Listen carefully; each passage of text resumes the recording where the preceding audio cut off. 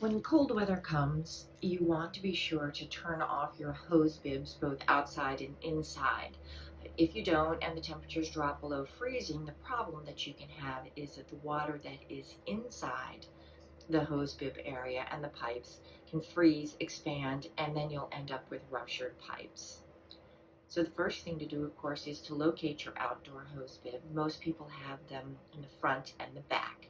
So this is my back hose bib. So first of all, of course, make sure it's off, which it is, and then you'll want to detach the hose. Once you've detached the hose, you're going to want to go inside and turn off the hose bib from the inside. If you're not sure where the location is, the easiest thing is to go in your house and look for a corresponding wall panel, or if it's open, corresponding pipe coming in the wall to where it is outside. So we're going to go inside and find the shutoff valve for this hose bib. So our hose bib cover is actually a panel in a wall. And if you come inside, if it's an unfinished area, it should be pretty obvious where the handle is.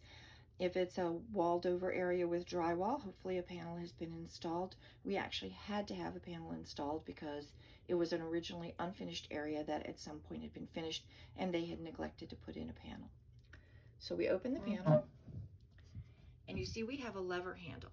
The old types of handles are often just turn wheels, and that would be a left to loosen and a right to tighten. So you would turn it right to turn it off.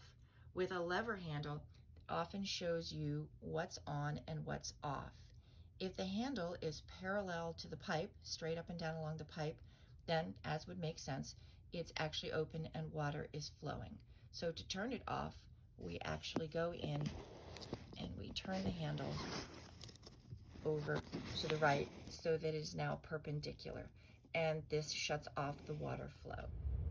This is actually the other hose bib shutoff valve in our house, and as I said, this is the old-fashioned kind that is the turn of the wheel, and this you would turn to the right to tighten it to shut off the water flow. So once you have drained all of the water from the exterior, then shut off the valve, turn it right to tighten, and you should be good to go for the winter. If you have interior bleeder valves, you should open those to make sure any additional water is out of the system. I do not have those on my system. If for some reason you cannot find your shutoff valve on the interior, or if you would like some extra protection, never a bad idea, you can get these covers, these caps, that they are styrofoam filled.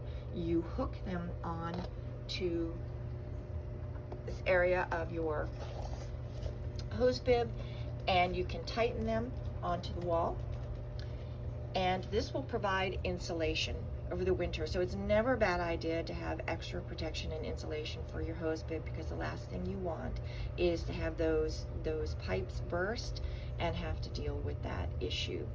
So good luck and get prepared for winter.